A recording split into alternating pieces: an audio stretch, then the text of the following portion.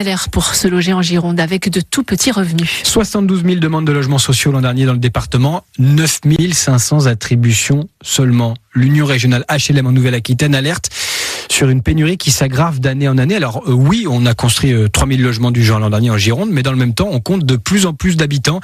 Jérôme Coad est président du comité régional Action Logement, qui a pour vocation de loger les salariés du privé. Et dans la métropole bordelaise, c'est sans surprise une vraie galère.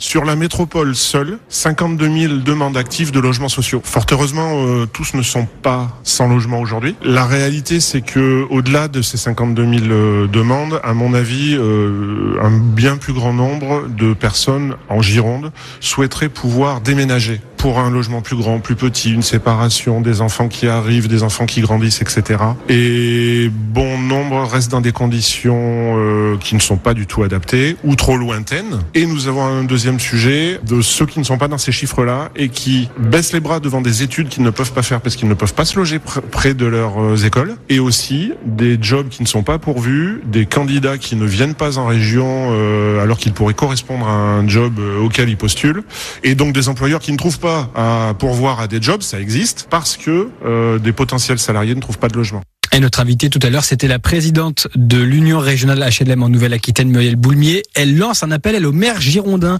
et aux candidats au municipal pour construire plus. Soyez audacieux. Elle nous le disait il y a quelques minutes. C'est à réécouter sur ici.fr. Plusieurs kilos de drogue.